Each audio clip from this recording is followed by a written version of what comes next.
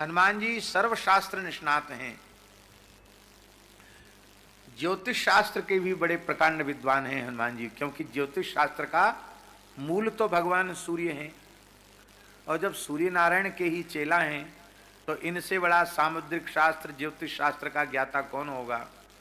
तो ब्रह्मा जी ने किसकी हाथ की रेखा में क्या लिख दिया, किसकी पैर की रेखा में, किसके मस्तक की रेखा में ब्रह्मा जी ने क्या लिख दिया, इसको बांचना हनुमान जी जानते हैं। तो सीतान्वेषण करते हुए हनुमान जी ने गए दैत्य को देखा, उसके कपाल पर विचित्र बात लिखी थी ब्रह्मा जी ने कि इस दैत्य को हनुमान नाम का बानर रावण के ही हाथ से मरवाएगा। क्या लिखा था? ब्रह्मा जी ने लिखा था कि इस दैत्य को हनुमान नाम का बानर रावण के हाथ से मरवाएगा। तो हनुमान जी ब्रह्मा जी की लिपि को पढ़कर हंसने लगे मनी मन, वाह, अब भाई ये काम तो जब ब्रह्मा जी ने लिख दिया तो करवाना पड़ेगा, तो कैसे मरवाएं, क्योंकि ये रावण का बड़ा विश्वस्त है और पूरे अंतःपुर का की सुरक्षा इसके अधिकार में है। ध्यान में ही बात, माने रावण का जो रनिवास है उसका प्रधान सुरक्षाधिकारी गए था। तो हनुमान जी ने क्या किया, हनुमान जी ने सोते हुए गए के कपड़ों को सोती हुई मंदोदरी के बगल में रख दिया। बोलो भक्तवत्सल भगवान की जय। क्यों रखा? अच्छा एक बात बताओ, आप अपने घर में चौकीदार रखते हो रात को, इसलिए रखते हो कि वो सो जाए?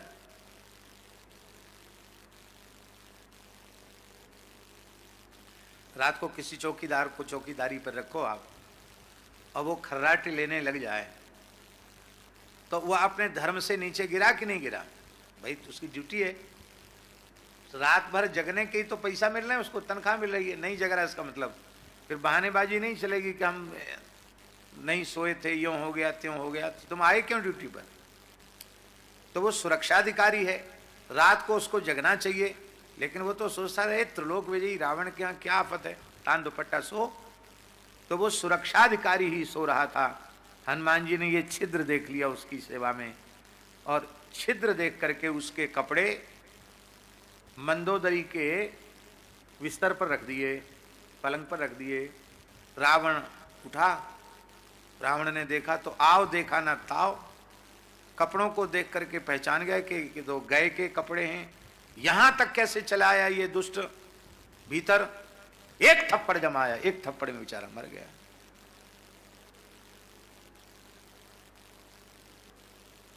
बोलो भक्तवत्सल भगवान की जय। और बड़ी विचित्र बात ये थी, ये गए जो था वो मय का भाई था। क्या था? गए जो था वो मय का भाई था। मय का भाई था का मतलब मंदोदरी का चाचा था। तो मंदोदरी के चाचा को ही एक थप्पड़ में जय सियाराम करवा दिया हनुमान जी ने। और इसके बाद रावण तो फिर से सो गया, जगा, देखा, हो सकता है जगाने में भी कुछ न कुछ हनुमान जी ने लीला रच दी हो, तो क्या पता। तो उसने देखा कपड़े, तो उठा, वो सो रहा था, एक थप्पड़ मारा, बस मर गया वो। रावण फिर से सो गया। हनुमान जी ने मन में सोचा कि इस दुष्ट ने मेरे प्रभु को बहुत कष्ट दिया है, जरूर इसको भी थोड़ा मोड़ा प्रसाद तो देना चाहिए। पहले हनुमान जी के मन में थोड़ा सा शोक भी हुआ कि मैं बाल ब्रह्मचारी जितेंद्रिय, और मैंने नग्न अर्धनग्न स्त्रियों को रात्रि में जानकी जी को खोजते हुए देखा, मेरे व्रत का लोप हो गया, मेरा धर्म नष्ट हो गया। इस प्रकार से उन्हें मन में खेद हुआ, लेकिन बाद में उनके भीतर से समाधान हुआ कि विषय की प्रवृत्ति अथवा निवृत्ति में इंद्रियां कारण नहीं है, मन कारण है। और तच्च में सुव्यवस्थितम, मेरा मन व्यवस्थित है, मैंने सब कुछ देखा, लेकिन मेरे मन में कहीं भी विकार उत्पन्न नहीं हुआ, मेरा मन निर्विकार रहा। और मेरा उद्देश्य नग्न स्त्रियों को देखने का नहीं, मेरा उद्देश्य तो जानकी जी के दर्शन का था। इसलिए उद्देश्य पवित्र होने से, और यह अपकर्म भी अपकर्म नहीं है और मेरा मन भी व्यवस्थित है। तो श्री हनुमान जी समस्त शास्त्रों के निष्णात हैं। हनुमान जी तंत्र मंत्र के भी विशारद हैं। इसलिए एकादश मुख हनुमत कवच या पंचमुख हनुमत कवच में तंत्र शास्त्र की विधि के अनुसार भी हनुमान जी की साधना उपासना होती है, और बड़ी प्रभावशाली उपासना हनुमान जी की। एक मुख हनुमत कवच, पंचमुख हनुमत कवच, एकादश मुख हनुमत कवच, ये इतने सिद्ध स्तोत्र हैं कि अद्भुत चमत्कारिक सिद्ध स्तोत्र हैं। हमारे पूज्य सदगुरुदेव पहाड़ी बाबा महाराज कहते थे, केवल एक मुख हनुमत कवच का पूर्ण ब्रह्मचर्य का मनवाणी क्रिया से पालन करते हुए, भूमि पर शयन करते हुए, मौन रहकर, किसी के भी स्पर्श से बचते हुए, मनुष्य मात्र का स्पर्श 41 दिन तक न करे, भूमि पर सोए, ब्रह्मचर्य का पालन करे और अधिक से अधिक संख्या में 41 दिन तक एक मुख हनुमत कवच का हनुमान जी की सन्निधि में बैठकर पाठ करें। तो कहते उसको उसकी दृष्टि के सामने भूत प्रेत ठहर नहीं सकेंगे, इतनी तेजस्विता उसकी नजर में आ जाएगी। और इस प्रकार का एक घटना हमने अपनी आंखों से देखी। ग्वालियर में पूज्य महाराज जी गए, हम भी साथ में थे।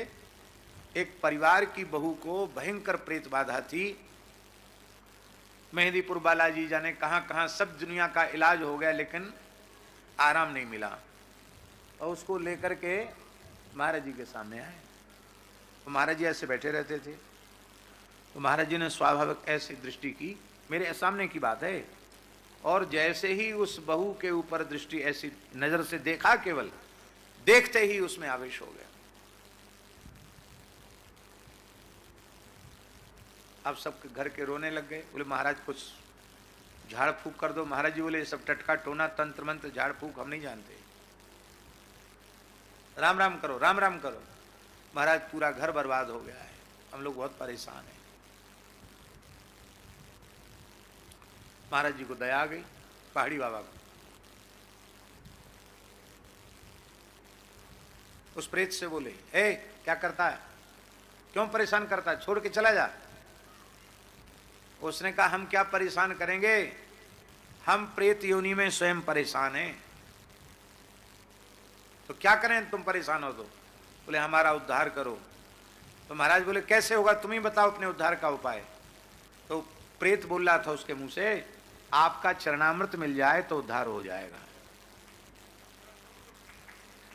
महाराज जी ने इशारा किया मुझसे, तुरंत हमने एक कटोरी में महाराज जी के दाहिने चरण का अंगूठा धो करके, और जैसे ही दिया, प्रत्यक्ष नेत्रों के सामने की घटना है, पीते ही वो ऐसे बेहोश होकर गिरी, और गिरते गिरते कहा कि विमान आ गया है, मैं वैकुंठ में जा रहा हूं। और थोड़ी देर बाद 10-5 मिनट बाद बहू सामान्य होकर बैठ गई। महाराज जी हंसते हुए बोले अब किसी भूत प्रेत की हिम्मत नहीं जो इसकी तरफ देख रही। तो हमारे मन में आया कि ये क्या चमत्कार है, न कोई झाड़ न फूक, देखते ही खेल गई, ये क्या हुआ। तो हम पहले भी कह चुके हैं महाराज जी निकट रहने वाले के मन में क्या चल रहा है उसको बहुत जल्दी समझ लेते थे। तो हम थोड़े चरण दबा रहे थे, तो बोले ए सुनो, देखो कोई भी कर सकता है।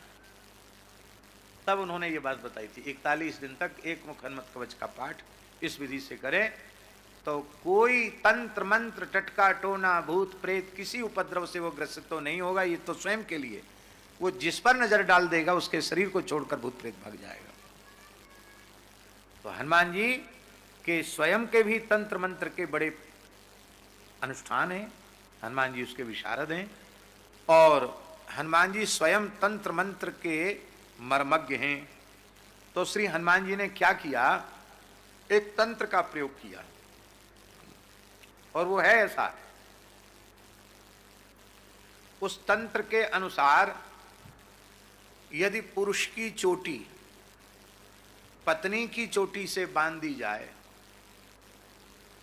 तो वो कितने भी गुणी लोगों को बुलवा लो उसकी गांठ खोलेगी ही नहीं। पति की चोटी शिखा और पत्नी की चोटी से बांध दी जाए तंत्र का प्रयोग करके, वो खुलेगी नहीं। उसके खुलने का एक ही उपाय भैया जी, कि पत्नी खूब कस के एक तमाचा अपने पति के गाल पर जड़ दे तो वो अपने आप खुल जाएगी। तो हनुमान जी ने सोचा भैया हम तो तंत्र मंत्र का कोई प्रयोग तो करते नहीं है, लेकिन यदि ये काम हम करें तो ये बंदर भालुओं का तमाचा तो खाए गई, लेकिन पहले इसकी घरवाली मंदोदरी का तमाचा इसके गाल पर लगाऊं, तब पता चलेगा राम जी को दुखी करने का परिणाम क्या होता है। तो हनुमान जी ने तंत्र का वहां प्रयोग किया, रावण की चुटिया मंदोदरी की चोटी को बांध दिया। आप लोग हंसाने के लिए हम कुछ नहीं बोल रहे हैं, आज के लोगों से रावण अच्छा था, कम से कम चुटिया तो रखा था। कंस के भी चुटिया थी, तभी ठाकुर जी ने उसकी चुटिया पकड़ के पटका। आजकल के लोग रावण कंस से भी गए बीते हो गए, उनकी छुट्टी नहीं है।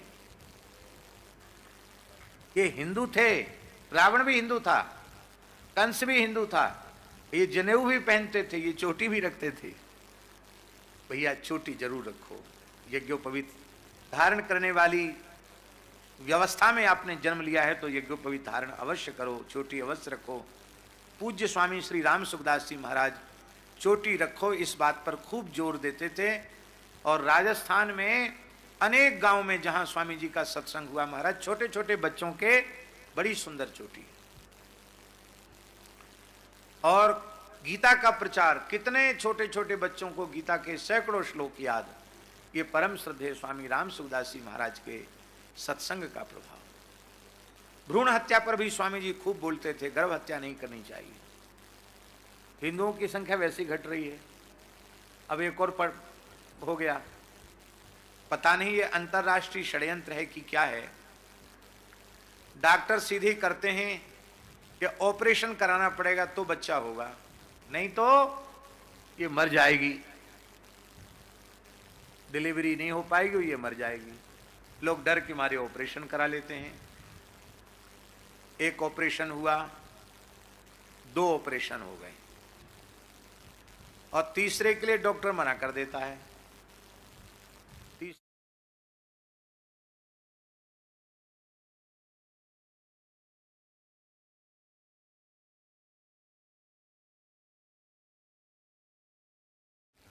मरने के नाम से सब डरते हैं। तो वैसे हिंदुओं के संतान नहीं हो रही है, और ऑपरेशन की जो बीमारी है इससे फिर 2 बच्चे के बाद फिर बच्चे नहीं होना। मिलेच्छों की स्त्रियां बिल्कुल नहीं मर रही, घर में ही 10-10, 20-20 पैदा किए चली जा रही हैं। आप पता करके देखना, कोई मुसलमानी स्त्री ऑपरेशन से बच्चे नहीं कराती है, और न कोई मुसलमान या मुसलमान स्त्री नसबंदी कराती है, क्योंकि वे अपने धर्मशास्त्र के प्रति निष्ठावान हैं। उनके यहाँ ये संतान पैदा होना रोकना महापाप कहा गया है, और उनके यहाँ महापाप नहीं, हमारे यहाँ महापाप है। भ्रूण हत्या, गर्भ निरोध ब्रह्म हत्या से बड़ा पाप है। कम से कम 3 संतान सबके होने चाहिए, 2 लड़की और 3 लड़के, इससे कम नहीं। 5-5 संतान सबके होनी चाहिए। एक को तो बढ़िया संस्कार देकर साधु बना दो, साधुओं की संख्या कम होती चली जा रही है, अच्छे संस्कार दो तो मठ मंदिर आबाद रहेंगे, नहीं तो सब कोई दीपक जलाने वाला नहीं मिलेगा। एक को सेना में भेज दो, सुरक्षा करे देश की, और एक को अपने घर में रखो, जो घर का काम धंधा देके तुम्हारी सेवा करे। एक तो राष्ट्र सेवा में देना चाहिए कि नहीं, कम से कम 3, 2 पुत्रियां, इतना तो होना चाहिए। आपको हमारी बात झूठी लगेगी, पर हम सच्ची बात बता रहे हैं। एक सामान्य परिवार की स्त्री जो साग भाजी बेचकर अपना काम चलाती थी, उसकी 14 संतान थी। कितनी? 14। लड़के लड़की मिला के 14। 8 लड़के थे, 6 लड़कियां थी। कितने हुए भैया जी? 14। और संतान कैसे? 14 बच्चों की मां कम से कम मन भर साग सब्जी मन 1.5 मन साग सब्जी अपनी डलिया में सिर पे रख के गांव में घूमती थी। भटा टमाटर आलू ले लो, भटा टमाटर आलू ले लो।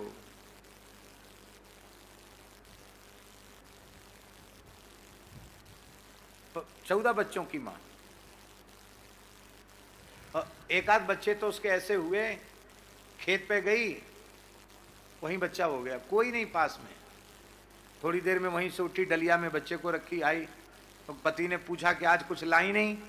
बोले आज साग सब्जी नहीं लाए, आज ये ले आए। ले ये है। कहाँ से ले आई? कहाँ? बोले वहीं हो गया, मेड़ पे हो गया बच्चा। तो कहने का आशय ये है, माताएं जो शरीर से काम नहीं कर रही हैं, श्रम नहीं कर रही हैं, यह भी उनके एक निष्क्रिय होने का और उनके शरीर के अस्वस्थ होने का एक कारण यह भी है।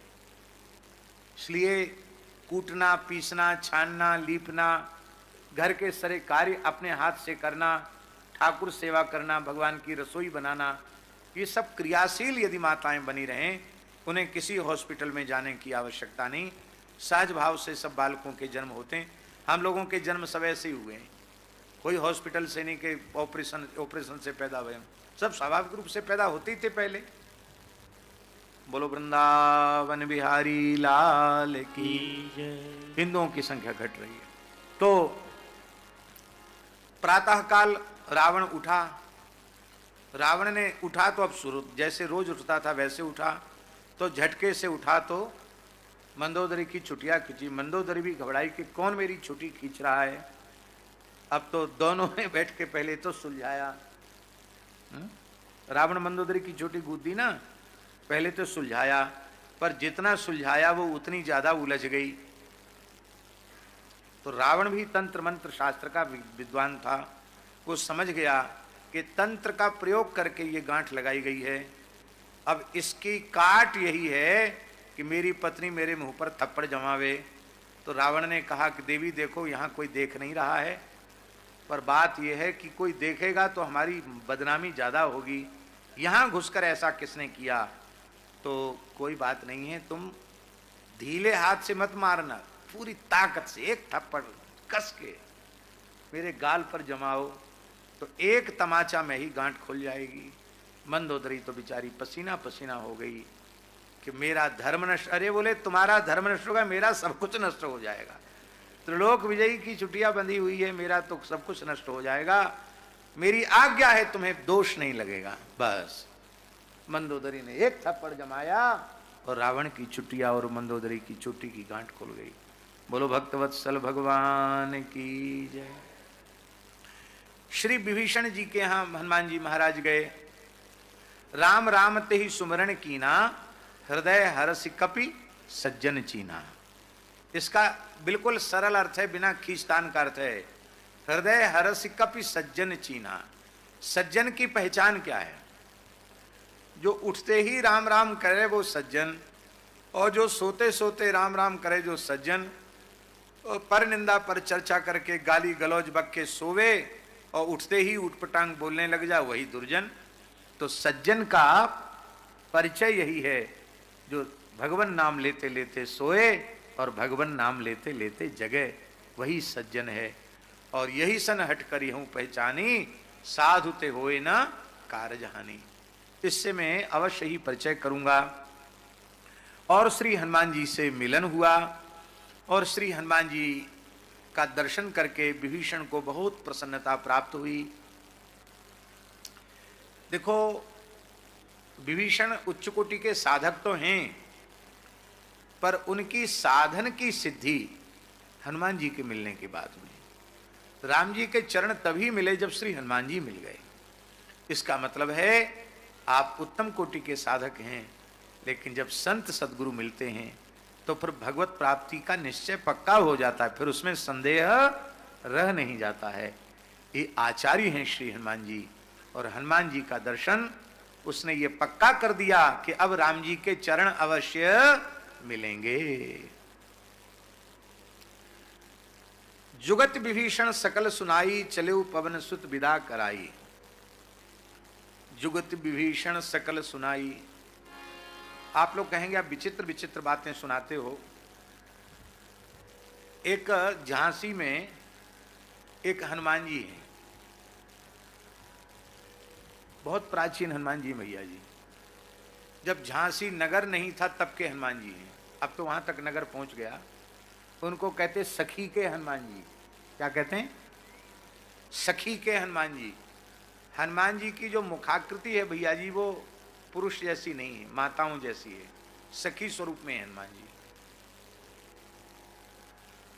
न निर्मूला जनश्रुति,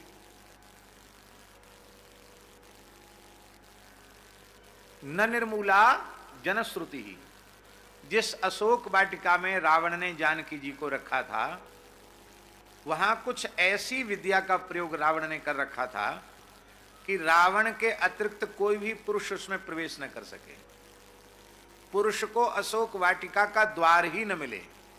ये जो सुरक्षा थी ना फौज वगैरह की, वो अशोक वाटिका के बाहरी क्षेत्र में थी। मूल जो अशोक वनिका है उसमें केवल पुरुष रूप में रावण ही प्रवेश कर सकता था, इसलिए राक्षसियां ही वहां सुरक्षा में थी, कर्मचारी भी सब राक्षसियां ही थी। तो एक किसी महापुरुष ने आशय बताया कि जुगत विभीषण सकल सुनाई, चले पवन सुत विदा कराई। जुक्ति बताई कि देखो, आप अपने मन में यह मत सोचना कि मैं पवन पुत्र रामदूत हनुमान हूं। अब थोड़ी समय के लिए तुम अपने को जानकी जी की सखी मान लेना, सखी भाव का चिंतन करना और उस भाव को के अनुरूप स्वरूप थोड़ी देर के लिए धारण कर लेना, क्योंकि हनुमान जी तो अष्टसिद्धि नवनिधि सब हनुमान जी में हैं, वो जो चाहें सो स्वरूप बना सकते हैं। तो कहते उसी स्वरूप से हनुमान जी ने अशोक वाटिका में प्रवेश पाया था, तो वही ये हनुमान जी का स्वरूप है, सखी के हनुमान जी। ऐसी वहाँ बात प्रसिद्ध है, सैकड़ों वर्ष पुराने हनुमान जी हैं। हो सकता है ये भी बात हो। जो कुछ भी हो, पूरी लंका में अन्वेषण करने पर भी उन्हें जानकी जी नहीं मिली, और जुगत विभीषण सकल सुनाई, चले पवन सुत विदा कराई। तो जुक्ति कुछ ना कुछ तो जुगति है ही। तब उस जुक्ति को बताने से और श्री हनुमान जी को जानकी जी का दर्शन हुआ।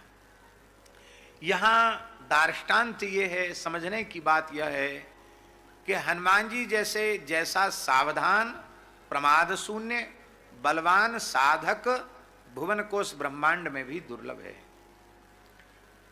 और वह साधक, हनुमान जी जैसा प्रबल साधक भक्ति की खोज में चला है। कल हमने चर्चा की थी, भक्ति साक्षात श्री जानकी जी हैं। और भक्ति की प्राप्ति में 3 प्रकार के विघ्न हैं, सात्विक विघ्न, राजसी विघ्न और तामसी विघ्न।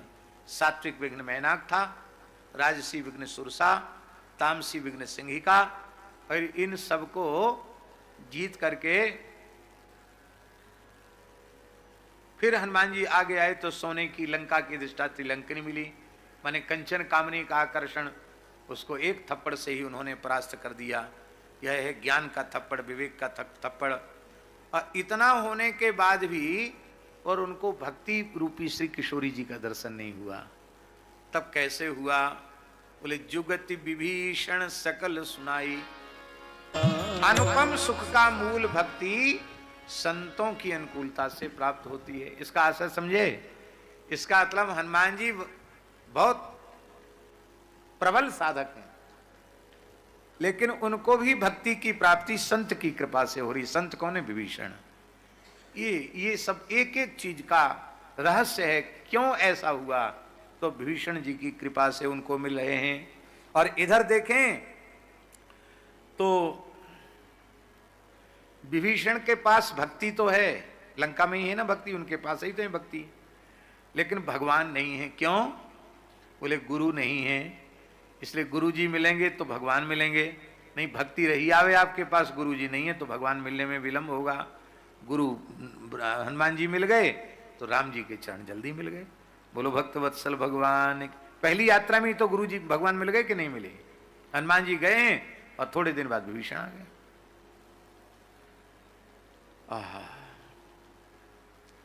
प्रातः काल रावण ने जानकी जी को डरा, जलाया, धमकाया, और हनुमान जी उस समय वहीं अत्यंत सूक्ष्म भाव से वृक्ष के ऊपर छिपे हुए हैं।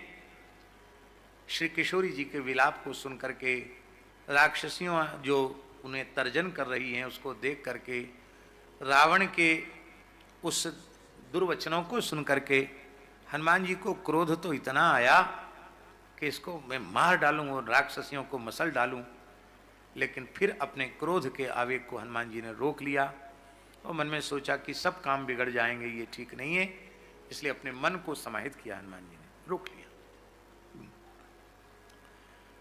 राक्षसियों को समझा करके रावण चला गया और उस समय किशोरी जी जब विलाप कर रही थी तो त्रिजटा ने अपना स्वप्न सुनाया। आप सब जानते हैं, हम कोई क्रमशः कथा नहीं करें, जल्दी जल्दी संकेत रूप में कह रहे हैं। त्रिजटा ने अपना स्वप्न सुनाया, सपने बानर लंका जारी, जात धान सेना संवारी, खर आरूढ़ नगंद सीसा, मुंडित सिर खंडित भुज बीसा, यही विदिशो दक्षिण दिश जाई, लंका मनु विभीषण पाई। और सारा स्वप्न कहने के बाद क्या कहा, यह सपना में कहूं पुकारी, हुई सत्य गए दिन चारी। ज्यादा दिन नहीं है, 4 दिन में ही सपना सत्य होने वाला है। हनुमान जी बोले, तेरे मुंह में घी शक्कर, 4 दिन क्यों लगेंगे, हम तो आज ही कल में सब सपना सत्य कर देने वाले हैं। तो पहले हनुमान जी की लिस्ट में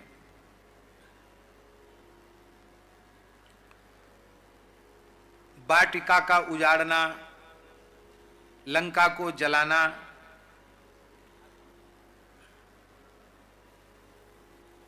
जातुधान सेना को, राक्षसों की सेना को मारना, यह हनुमान जी की लिस्ट में नहीं था।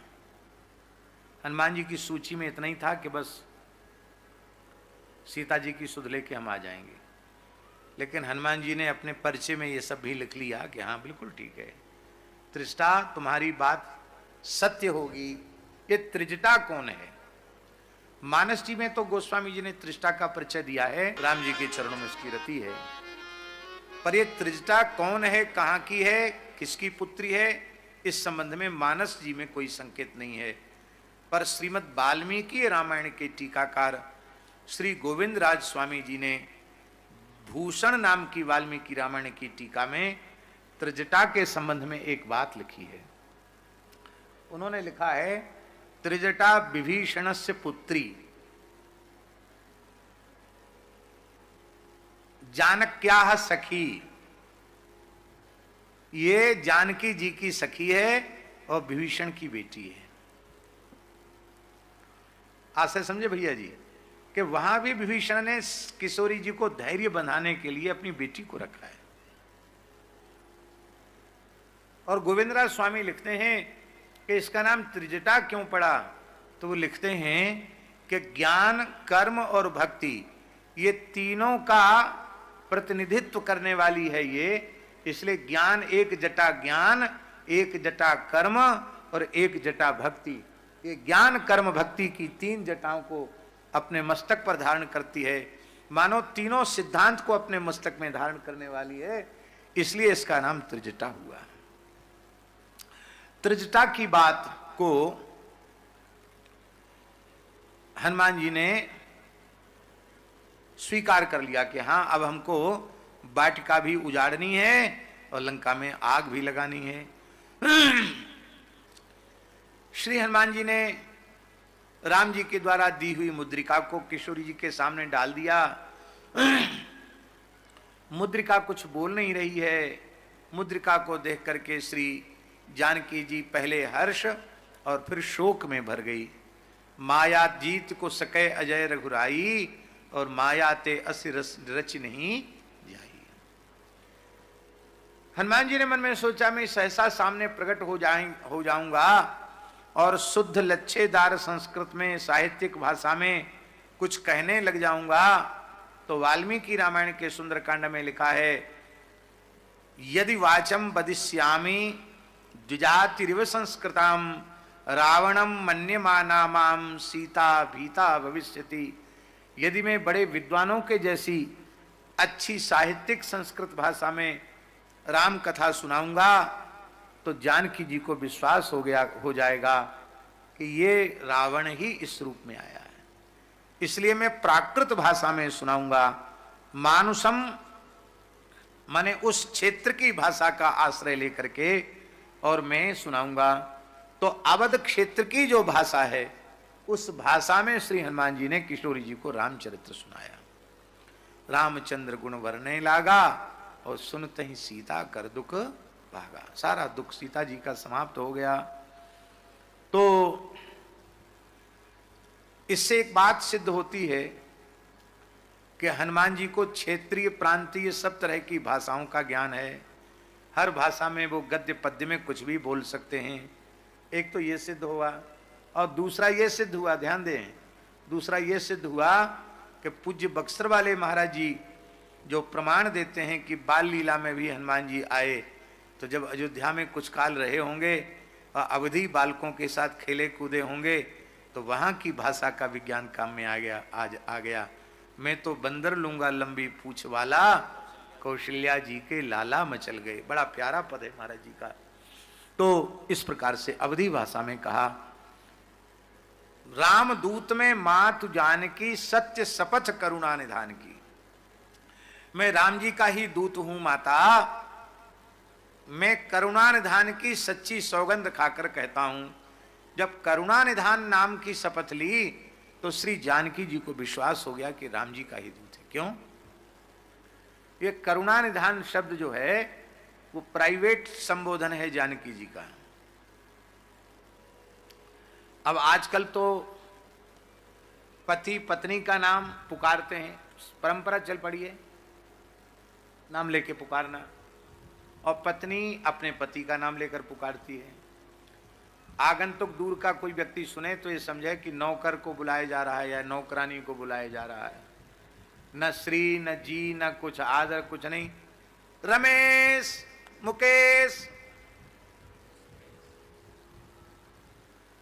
अब वो भी ऐसी नाम लेंगे, जो भी नाम, हम क्या कूट पटांग नाम लें।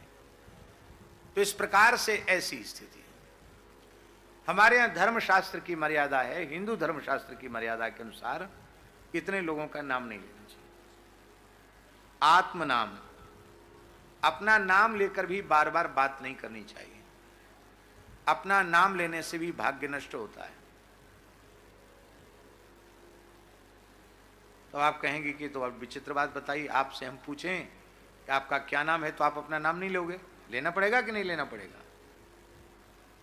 तो शास्त्रीय पद्धति ये है, जैसे हमने आपसे पूछा आपका क्या नाम है, तो भैया जी बोले भगवन कुंज बिहारी इति कथयन्ति माम जना, अथवा माम लोका। महाराज जी, लोग मुझे कुंज बिहारी कहते हैं, अथवा मेरे पिताजी मुझको कुंज बिहारी कहते थे। अब देखो, नाम तो आपने बता दिया अपना कि नहीं, और आप थोड़ी बोल रहे हैं, आप तो लोग जो आपको जिस नाम से बोलते वो आप बोल रहे हैं। लोग मुझे कुंज बिहारी कहते हैं, बस ये हो गया, प्रयोजन पूर्ण हो गया कि नहीं हो गया? गुरोर नाम, गुरुजी का नाम भी नहीं लेना चाहिए। आज तो इतना बढ़िया अभिनय था गुरु चेला का, हम पूरी लीला देख रहे थे वहीं से, विज्ञान के माध्यम से। अरे राम राम, बिल्कुल कलयुगी और गुरु चेला की इतनी बढ़िया झांकी कोई प्रस्तुत नहीं कर सकता। आप थे झाजी ईश्वरी लीला में, अरे क्या कहना। गुरु जी के नाकोदम कर दिया, सोने नहीं दिया गुरु जी को।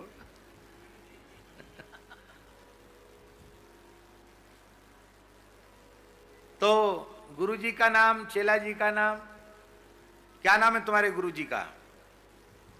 रामदास। आपका नाम क्या है? श्री 1008 श्री माधवदास जी। गुरु जी का नाम तो ऐसे ले रहे रामदास, और तुम्हारा नाम क्या बोले? माधवदास जी, वो भी श्री 1008। गुरु जी का नाम लेना हो तो बहुत मर्यादा से, हमारे गुरुदेव अनंत श्री समलंकृत अमुक नाम से प्रसिद्ध हैं, तो नाम भी ले दिया, पर उनके नाम की प्रसिद्धि जिस रूप में है वो हम कह रहे हैं। हम प्रत्यक्ष गुरुदेव का नाम नहीं ले रहे, अथवा उनके नाम के अर्थ का वाचन कर दे, ये भी है। जैसे श्री नारायण दास ये नाम लेना है तो कहेंगे संपूर्ण चराचर के स्वामी भगवान नारायण और उनके दास, यह हमारे पूज्य गुरुदेव का नाम है। लो, गुरु जी का नाम भी हो गया और आप सीधे गुरु जी का नाम लेने से बच गए। ये एक पद्धति है। ये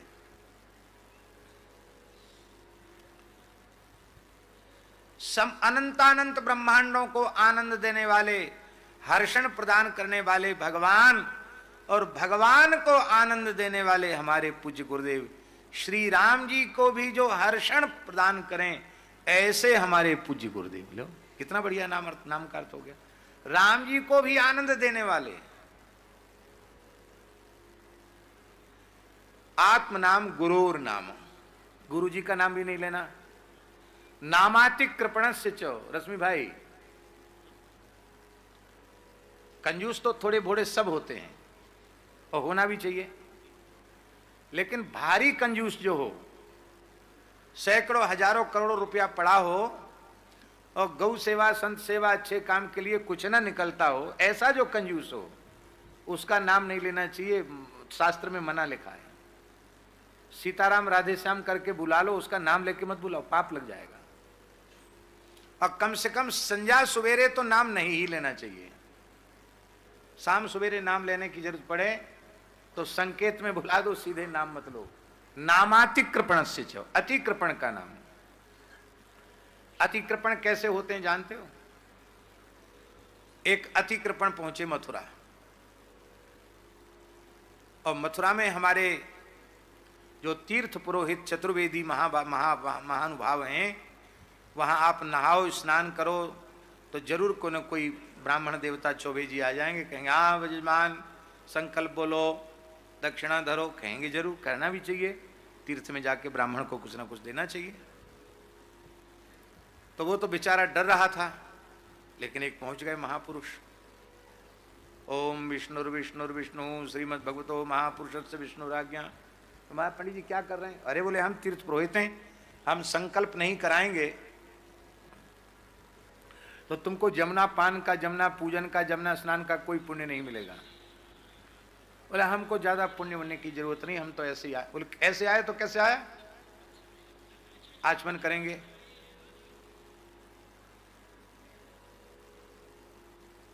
तुम्हारे बाप का है घाट, विश्राम घाट, तुम्हारे बाप का है? वो विचित्र था, उसने कहा तुम्हारे बाप का नहीं, तुम्हारे बाप? बोले हाँ हमारे बाप दादों का है, हमारे पिताजी यहाँ बैठते थे, दादाजी परदादाजी सब बैठते थे यहाँ। ये विश्राम घाट हमारा है, हम लोगों का है, ब्राह्मणों का है। अब मैंने संकल्प बोला है तो दक्षिणा तो देनी पड़ेगी। पुराना जमाना था, 1.25 रुपया दक्षिणा और 5 सेर अन्न। अब उसने ऐसे ऐसे हाथ डाला, बोले अरे क्या करें, पैसा तो है ही नहीं पास में। बोले कोई बात नहीं, हमने लिख लिया है बही में, राजस्थान के अमुक जगह के तुम हो, हम वहाँ हमारी जजमानी है, हम आ जाएंगे और ठीक समय से आएंगे। हम अपनी जजमानी में आते ही हैं, प्रोहताई जजमानी में आते हैं, तो वहाँ से हम 1.25 रुपया दक्षिणा और 5 सेर अनाज ले लेंगे। तो चलो उस कंजूस ने सोचा कि अच्छा हुआ, चलो पिंड छूटा। पर ब्राह्मण देवता तो बड़े विलक्षण महापुरुष थे। वे तीर्थ पुरोहित जी, पंडा जी, वो साल भर के भीतर ही वहाँ पहुँच गए। उन्होंने देखा कि वो आ रहा है, तो अपनी पत्नी से बोले देखो लड़के बच्चों ने व्यापार धंधा संभाल लिया है, अब मेरा कोई काम नहीं है, मैं मर भले ही जाऊं पर जीते जी किसी ब्राह्मण को एक फूटी कौड़ी नहीं दूंगा। तो क्या करोगे? बोले मैं मरने का नाटक करता हूं, तुम रोना बड़ी जोर से कि हाय रे हाय मैं तो लुट गई, मर गई, मेरे पतिदेव पधार गए। वो भी विलक्षण भगवान ने जोड़ी मिलाई थी। तो जैसे उसने मरने का नाटक किया, सो उसकी गृहिणी बड़ी जोर से चिल्लाई हाय रे हाय मैं तो मर गई, राम राम मेरा तो संसार उजड़ गया, पतिदेव चले गए। पुरोहित जी ने मन में सोचा कि अब तक तो सब ठीक था, मेरे घर में पैर रखते ही ये व्यक्ति मर गया, घर का मालिक मर गया, इसका मतलब इतना अशुभ चरण तो नहीं है हमारे, हम ब्रजवासी हैं, ब्रजवासी तो अविनाशी गुरु ब्रजवासी, हम तो हमारे चरण तो ठाकुर जी पूजें, और इतने अशुभ तो हम नहीं हैं कि हमारे पैर रखते बेचारा मर जाए, जरूर कुछ न कुछ चालाकी है। तो बैठ के रह गए। कहा वो तो भगत जी तो मर गए, आप किससे मिलना चाहते हैं? बोले हाँ वो क्या करें, हमारे जजमान थे, विश्राम घाट पर उनका हमने संकल्प कराया था, विश्राम घाट पर हमने संकल्प कराया था, और अब मर गए तो कोई बात नहीं, अब उनका अंतिम संस्कार कराए बिना हम नहीं जाएंगे, क्योंकि हम तीर्थ से आए हैं, आखिर हमारे जजमान हैं। और वो तो बैठ के रह गया, कहता अंतिम संस्कार कराएंगे। तो उसने धीरे से कहा अपनी घरवाली से, कोई बात नहीं, अब क्या बेकार रोटी बिगाड़ रहे हैं, फूंक दो हमको, पर देना नहीं है ब्राह्मण को। अच्छा, कैसे विलक्षण पत्नी और पुत्र होंगे कि जिंदा पिता को ही अर्थी पे बांध के राम नाम सत्य है, गोपाल नाम सत्य है, सत्य बोलो गत्य है कहते हुए ले गए। अब ब्राह्मण समझ गया कि मरा नहीं है, कर केवल 1.25 रुपया और 5 सेर अन्न के लिए प्राण देना चाहता, पर अन्न नहीं देगा, धन नहीं देगा। तो मन में सोचने लगे पंडित जी कि 3 काल की संध्या नहीं, कहीं 6 काल की और 8 काल की भी संध्या होती होती और हम करते होते, तो भी इतने बड़े कंजूस का अन्न धन तो हम नहीं पचा सकते, चाहे दिन भर संध्या करें तो भी नहीं पचा पाएंगे। तो उसने कहा कि देखो ऐसा है कि हमारे गुरुजी ने, हमारे पिताजी दादाजी ने हमको एक मंत्र दिया, उस मंत्र का प्रयोग करने से कई बार मरा हुआ आदमी जिंदा हो जाता है। अच्छा, तो अब देखो आखिर तो आपके पिताजी हैं, कुछ दिन और रहें तो अच्छा है ना? बोले हाँ बहुत अच्छा तो है, हम लोग यही चाहते हैं कि वो रहें कुछ दिन। तो बोले तो ठीक, सब दूर हट जाओ, सबको दूर हटा दिया, चिता पर शरीर रख दिया था, अभी आग नहीं लगाई थी। धीरे से कान में पंडित जी ने कहा कि हम अभी अभी अपनी कलम से बही खाते में जो 1.25 रुपया दक्षिणा और 5 सेर अनाज देने को लिखा है उसको काट देते हैं, खत्म हो गया खाता तुम्हारा, क्यों मर रहे हो, इतने थोड़े के लिए प्राण मत दो। इतना सुनते हुए तो मरा थोड़ी था, जिंदा ही था। तुरंत उठ करके बैठ गया और बोला उठा ले चलो, बैलगाड़ी में लकड़ी भर के ले चलो, बेच देंगे, कुछ 2 पैसा मिलेंगे। बोलो भक्तवत्सल भगवान की। आप कहेंगे कि ऐसा कुछ हो सकता है क्या? होए चाहे न होए, पर भैया कंजूस तो एक से एक उत्तम श्रेणी के होते हैं। ऐसे जो कंजूस हों उनका नाम नहीं लेना चाहिए। भगवान की कथा कमती रह जाएगी। नहीं, हम ऐसे ऐसे कंजूसों की कथा, सही कथा सुना सकते हैं कि आप सुनकर आश्चर्यचकित हो जाएंगे कि ऐसे भी कंजूस। एक कहावत है, देहाती कहावत है, लोभी को दिन लावर खाए और बचे सरकारे जाए। संस्कृत की उक्ति है, पिपीलिकार्जितम धान्यम मक्षिका संचितम मधु लुब्धेन संचितम द्रव्यम समूलम ही गमिष्यति। जड़मूल से खत्म हो जाता है। भर्तृहरि जी कह रहे हैं धन की 3 गतियां होती हैं, दान भोग और नाश। तिस्रः गतयो भवन्ति वित्तस्य। धन की 3 गतियां होती हैं, दान भोग और नाश। यो न ददाति न भुंक्ते तस्य तृतीया गतिर्भवति। जो न किसी को देता है न उपभोग करता है, धन की तीसरी गति नाश हो जाती है। इसलिए हमेशा मनुष्य का कर्तव्य है कि वह अपनी आय का दशांश अच्छे कार्यों में लगावे। और हमने तो ऐसे महात्मा देखे जो दशांश नहीं सर्वांश ही लगा देते हैं। अब नाम हम नहीं लेंगे, हमारे आसपास ऐसे महात्मा रहते हैं, आप दक्षिणा दोगे बड़े प्रेम से ले लेंगे। मदन बाबा है, मदन बाबा, हाँ हमारे, चलो मदन बाबा का नाम ले सकते क्योंकि उनका शरीर नहीं है। मदन बाबा आपने देखे होंगे, हमारे साथ पूज्य बक्सर वाले महाराज जी के साथ रहते थे, फिर दास पर भी कृपा करके वो लंबे समय तक साथ रहते थे। और सरकार, ये बात तो हम आपको बताइए नहीं किए, ऐसे बोलते थे बड़े प्रेम से, और सबकी खबर भी दे देते थे। हाँ ये उनमें विशेषता थी। हाँ किसने क्या कहा, कौन कहा, मने अब उनके जाने के बाद हमको कोई सही बात या बताने वाला ही कोई नहीं है। और आए गए अतिथि का भी बहुत ध्यान रखते थे, किसी भी व्यक्ति का, सबको संतुष्ट कर देना, अच्छे महात्मा। तो दक्षिणा लेते, बड़े प्रेम से लेते, कभी मना नहीं करते एक बार भी कि नहीं लेंगे। पर हम बता रहे हैं कई वर्षों तक दक्षिणा जो मिलती, सूर्यश्याम में मिली तो सूर्यश्याम की गौ सेवा में दे दी, जड़खोर में मिली तो जड़खोर में दे दी, पथमेड़ा में मिली तो पथमेड़ा को दे दी, और नहीं दिया तो वो रख लेते, फिर अपने पास नहीं रखते, हमको भी नहीं बताते, बाबूजी के पास जमा कर देते, बोले वहां गौ सेवा में, ओरछा गौ सेवा में दे देना, वहां दे देना, वहां अमुक सेवा में दे देना। तो वो दशांश है क्या? वो तो सर्वांश हो गया।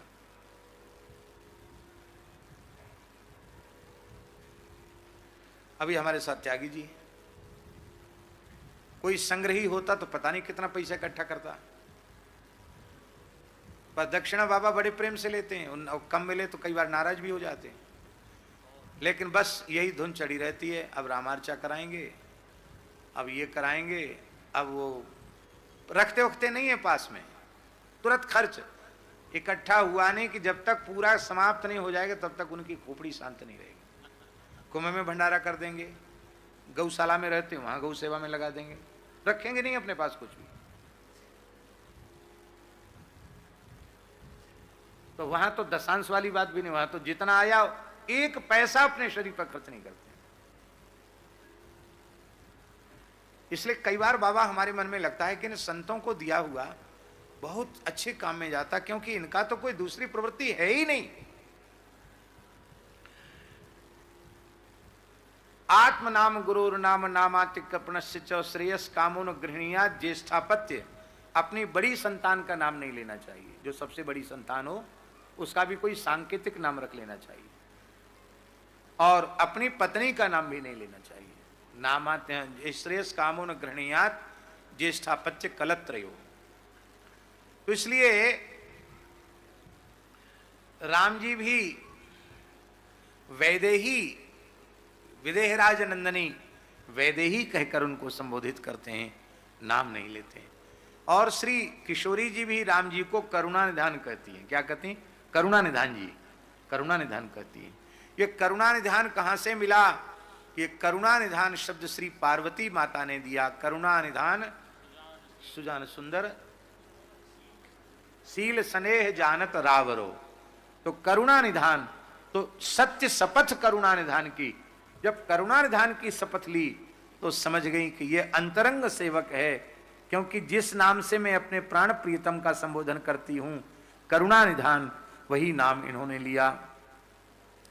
श्री हनुमान जी ने संपूर्ण रामचरित्र सुनाया और सुना करके कहा कि प्रभु की कृपा से ये मुद्रिका लेकर मैं आया हूं, आपके चरण कमलों का दर्शन करके मैं धन्य हो गया।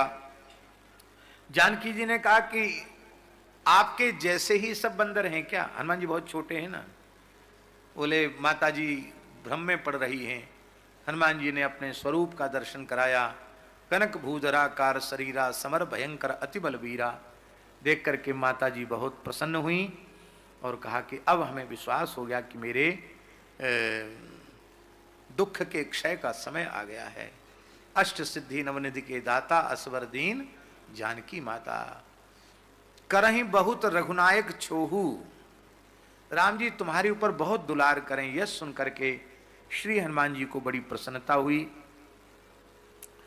और ऐसा भी वर्णन मिलता है कि श्री किशोरी जी ने हनुमान जी को आशीर्वाद दिया कि अगला कल्प जो होगा उसमें ब्रह्मा जी के पद को आप ही अलंकृत करोगे। ब्रह्मा भविष्यत चिपते प्रसादात। हनुमान जी ही आगे कल्प में ब्रह्मा जी के पद पर विराजमान होने वाले, ऐसा भी वर्णन मिलता है। किशोरी जी ने आशीर्वाद दिया। अजर अमर गुण निधिष्ठित हो करहि बहुत रघुनायक छोहू। अजर अमर होने का आशीर्वाद दिया। हनुमान जी को वैसे तो सभी प्रिय है, सब बार प्रिय हैं, पर 2 बारों में हनुमान जी की सेवा पूजा अधिक होती है। एक शनिवार और दूसरा मंगलवार। आज कौन सा बार है? मंगलवार है। तो शनि और मंगलवार के दिन भगवान हनुमान जी को इसलिए विशेष रूप में पूजित किया जाता कि शिव पुराण के अनुसार कार्तिक कृष्णा चतुर्दशी को स्वाति नक्षत्र में मेष लग्न में हनुमान जी का अवतरण हुआ, तो उस दिन मंगलवार ही था। तो मंगलवार वो हनुमान जी के जन्म का दिवस है, इसलिए मंगलवार हनुमान जी को प्रिय है। एक हेतु। दूसरा हेतु, कुछ बक्सर वाले महाराज जी ने लिखा है, देख सिंदूर बिंदु सिय भाल, किए नज तन सिंदूर से लाल, निरखी हंसी रघुबर भय निहाल, आपकी जय हो जय हो जय हो। अंजनी पुत्र पवन सुत वीर, आपकी जय हो जय हो जय हो। बाबा किशोरी जी एक दिन श्रृंगार कर रही थी, तो भोले भाले हनुमान जी इतने बड़े विद्वान हैं, ज्ञानिनाम अग्रगण्यम बुद्धिमताम वरिष्ठम, और भोले भी बहुत हैं। बोले माता जी ये रोज रोज क्या करती है, यहाँ लगा दी। आजकल तो माताएं सिंदूर धारण नहीं करती हैं, एक अलग से कोई केमिकल वाला आता उसी को यहाँ लगा लेती हैं। लेकिन हम बता रहे हैं आपको विधान, जिससे सौभाग्य की वृद्धि होती। शुद्ध विशुद्ध सिंदूर वेद लक्षणा भारतीय देसी गाय के घृत में मिश्रित करके तब यहां लगाना चाहिए। ये रोली ओली जो भर लेती वो नहीं, वो ठीक नहीं है। सिंदूर, विशुद्ध सिंदूर, बिलोना वाले गाय के घी में उसको मथ करके तब यहां लगाना चाहिए। ये विधान है, ये रोली ओली रंगने का विधान नहीं है। तो श्री किशोरी जी सिंदूर ऐसे धारण कर रही थी। हनुमान जी ने भोलेपन से पूछा, माता जी रोज रोज क्या करती हो, इससे क्या होता है? पहले किशोरी जी ने कहा, बेटा हनुमान ये सौभाग्यवती माताओं का चिन्ह है। अरे इससे क्या होता है? तो बोले इससे श्री तुम्हारे जो प्रभु है ना श्री रघुनाथ जी, उनके सुख सौभाग्य की वृद्धि होती है। अब वो प्रसन्न होते हैं। बस हनुमान जी तो बहुत प्रसन्न हो गए। इतना सा घी सिंदूर लगाने से सरकार का इतना सुख सौभाग्य बढ़ता है, इतने प्रसन्न होते हैं। तो हमको तो यही चाहिए कि इनका सुख सौभाग्य बढ़े और ये राजी रहें, प्रसन्न रहें। तो महाराज भंडार घर में चले गए, जहाँ गोदाम था पूरा सिंदूर का। गैया के घी की तो कमी नहीं, शायद किसी बहुत बड़े हौज में घोल लिया होगा अथवा किसी परात में मत लिया होगा। और मस्तक से लेके चरण तक पूरे में घी सिंदूर लगा के, और हनुमान जी को ये सब करने में थोड़ा समय तो लगा। तब तक सरकार पहुंच गए दरबार में। किशोरी जी भी दरबार में थी, राज दरबार में। और उसी राज दरबार में हनुमान जी अपने पूरे शरीर में गाय के घी में मथा हुआ सिंदूर लगाकर पहुंचे। ये देख करके श्री सीताराम जी इतने प्रसन्न हुए, खिलखिलाकर हंसे और पूरी सभा हंसी। वो तो इस विचित्र लीला को देखकर हंस रहे थे, लेकिन हनुमान जी ने यही समझा कि इतने अधिक प्रसन्न तो मैंने अपने स्वामी को कभी नहीं देखा। तब श्री रघुनाथ जी ने कहा, हे श्री हनुमान जी, आज आपने केवल, आजकल लोग अपने शरीर की सुंदरता का ध्यान देते हैं, कैसे में अच्छे लगेंगे, पर हनुमान जी ने अपने शरीर के सौंदर्य का ध्यान नहीं दिया। राम जी हमको देखकर कैसे राजी होंगे, इस बात से इतने रीझ गए। बोले जो मंगलवार के दिन वेद लक्षणा भारतीय देसी गाय के घृत में मिश्रित सिंदूर आपके श्री अंग में चढ़ाएगा, अर्पित करेगा, उसके ऊपर मैं प्रसन्न हो जाऊंगा। श्री किशोरी जी प्रसन्न हो जाएंगी। उसके सारे अशुभ अरिष्ट, चाहे ग्रहजन्य हो या और किसी कारण से जन्य कष्ट हो, वो सारे कष्ट उसके समाप्त हो जाएंगे। जो मंगलवार को पर वेद लक्षणा भारतीय देसी गाय के घी में मथ के चढ़ाना। मंगलवार को चोला चढ़ाना चाहिए गाय के घी में, और शनिवार को चोला चढ़ाना चाहिए सुगंधित तैल में। शनिवार को सुगंधित तैल में चूल्हा, प्रायः चमेली के तेल में, पुराने समय में लोग चमेली के तेल में ही हनुमान जी को सिंदूर चढ़ाते थे। शुद्ध तिल मंगा करके और चमेली का तेल जैसे प्राचीन पद्धति से बनाया जाता है, उस पद्धति से बना करके तब अर्पित करना चाहिए। शुद्ध इतर आदि में भी सिंदूर मथ करके हनुमान जी को चढ़ाया जा सकता है। बोलो श्री हनुमान जी महाराज की।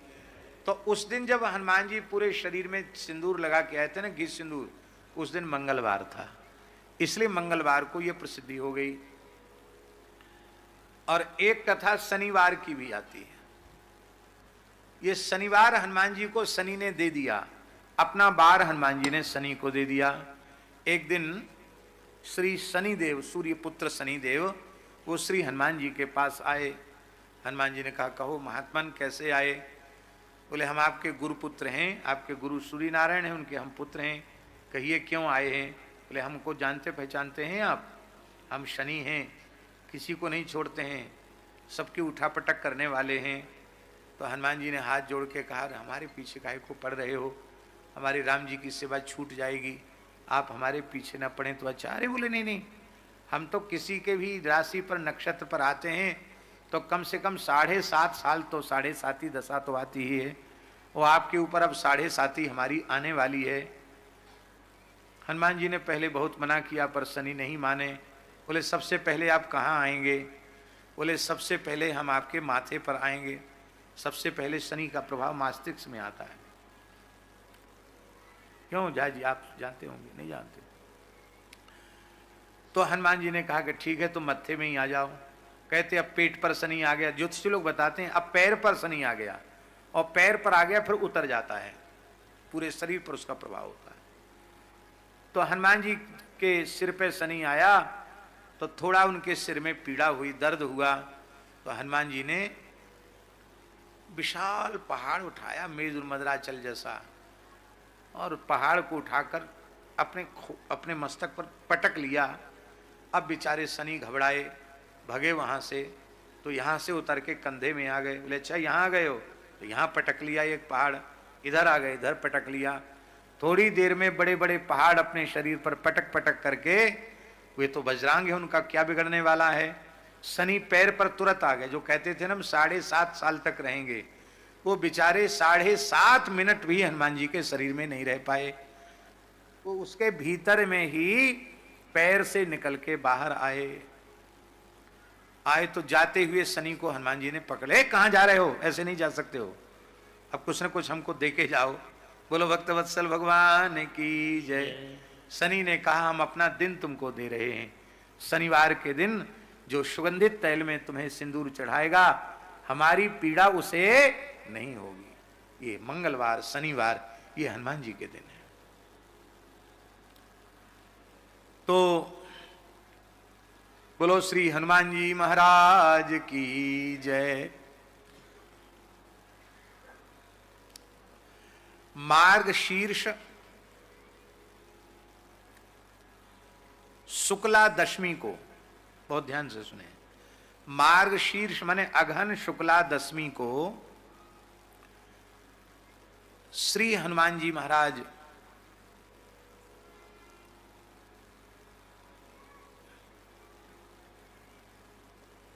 समुद्र लंघन करके लंका पधारे और पूरी एकादशी तिथि भ्रमण में निकल गई,